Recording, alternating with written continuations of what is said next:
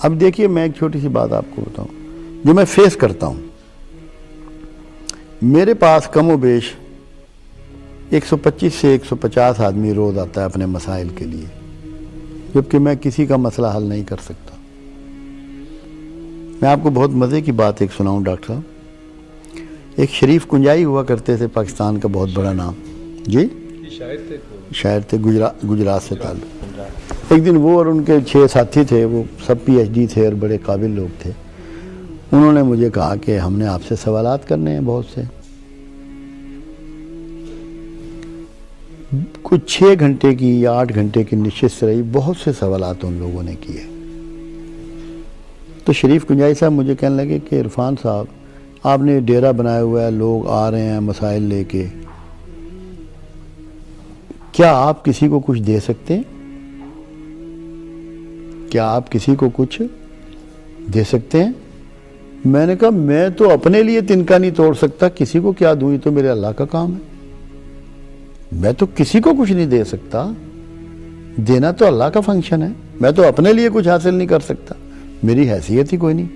تو کہنے لگے پھر یہ سارا گھڑاک آپ نے کیوں پھیلایا ہوا ہے؟ انہوں نے بڑے نیگیٹو طریقے سے مجھے بات کی. پھر کیا ہے یہ؟ میں نے کہا میں آپ کو بتاتا ہوں یہ کیا ہے.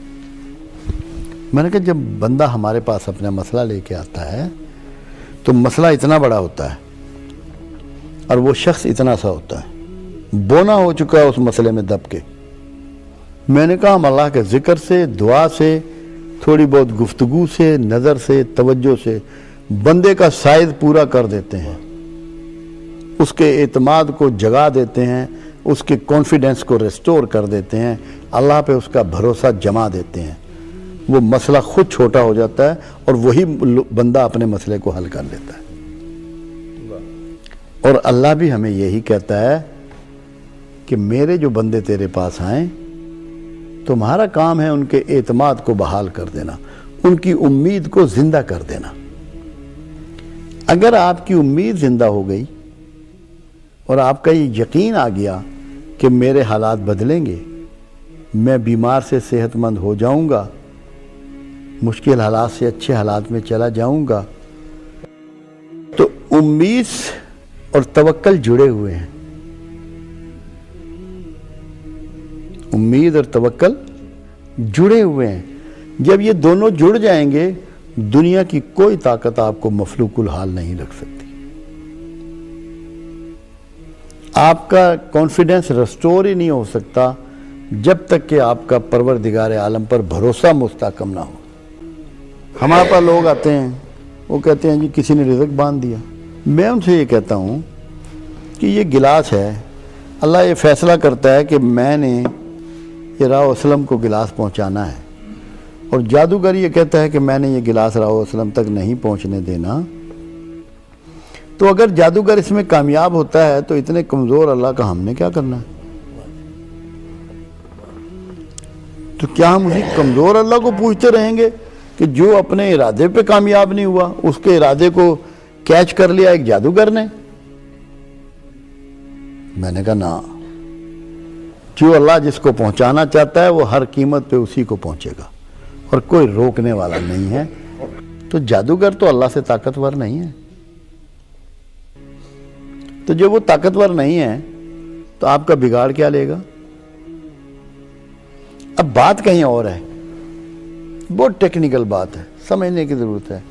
ایک کلمہ ہے جو اللہ نے ہمیں تعلیم فرمایا اور وہ ہے اعوذ باللہ من الشیطان الرجیم. اے اللہ میں تیری پناہ چاہتا ہوں شیطان رجیم سے.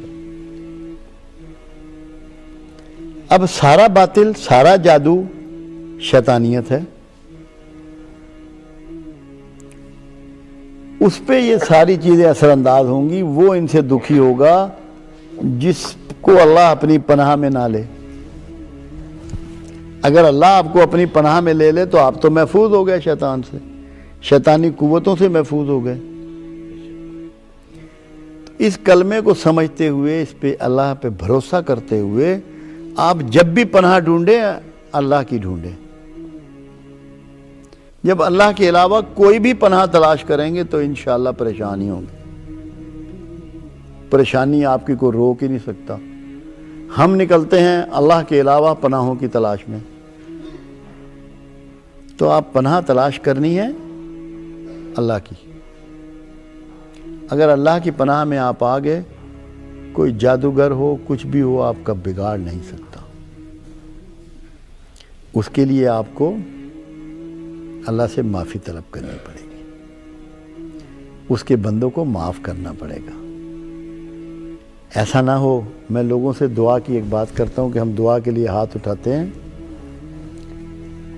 مگر یہ نہیں سوچتے کہ اگر میرے خلاف بھی کوئی دعا کے لیے ہاتھ اٹھے ہوئے ہیں تو میری ہاتھ اٹھانا کس کام کا.